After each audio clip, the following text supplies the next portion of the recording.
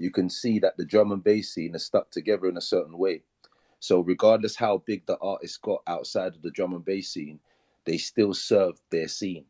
And they didn't squeeze them for prices. They didn't squeeze them because they're, oh, Skibbity's big now, or MC Det done a tune and it's number one in the chart. So, oh, my price is 10K now. They didn't do that to their scene. You know what I mean? And that's what helped their scene thrive. The garage scene, regardless, you know how much number ones is in the garage scene, from Masters of Ceremony to Soul Solid to Flowers to Craig David, Chocolate Boy. There's only a handful of people in the garage scene that charge crazy money. The rest of us, depending on what promoter comes to us, we serve them garage level of income. So what I'm saying to the grime scene, the only reason why it died out a bit, because it depended on the commercial. It depended on festivals that have nothing to do with the scene.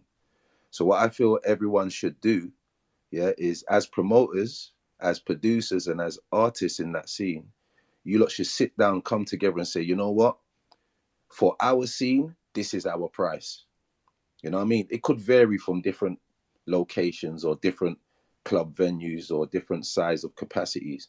But you lot should give your grime promoters, yeah, a leverage to make crazy money and become a brand like what Garage Nation has done.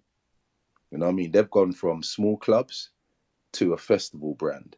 And now that brand can sit in a Glastonbury and have its own tent, and 10,000 people would turn up. You know what I mean? So these little things I'm looking at and I'm saying the underground scene isn't strong enough for you guys.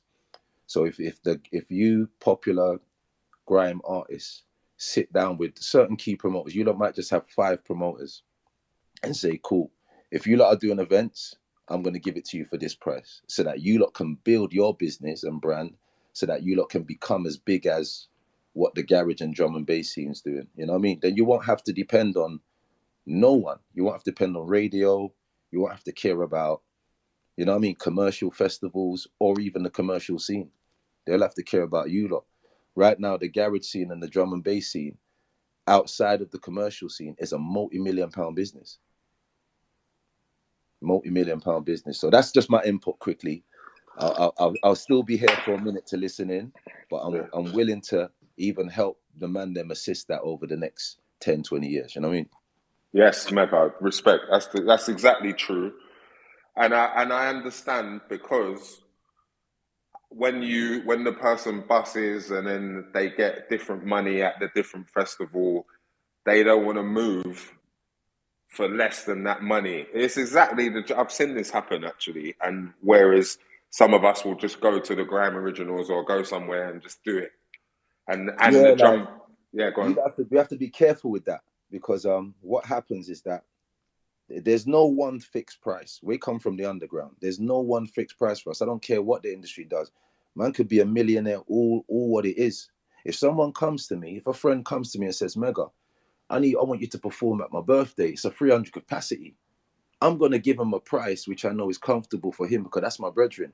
And I don't care, because I make crazy money anyway. I've got brands, companies, everything. Why do I have to worry about what money I'm getting from this guy?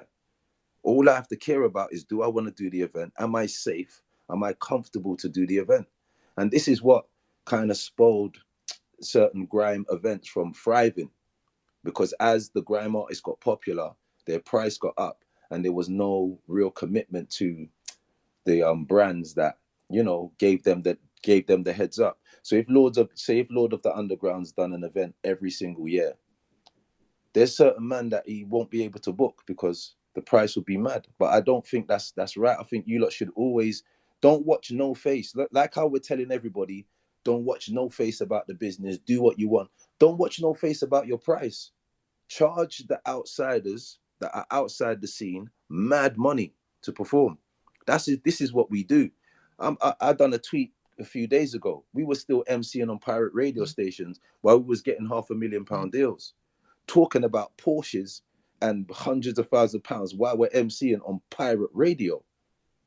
So it's like we have to be humble to a certain degree, and we can't cut off our nose to spite our face. Regardless how big and valuable we get, we need to be able to serve our people and give them a price that they're comfortable with. You know know what I mean? And that's how I feel Grime would work. You know what I mean? If you lot just come together and make that decision, even if you test it out for 2 years, you lot will be gone. You get me? But Yo, anyway, I'm a Mega, talker, innit? I'm a talker, so I need to just. now we need you up here. Is you see the Delight FM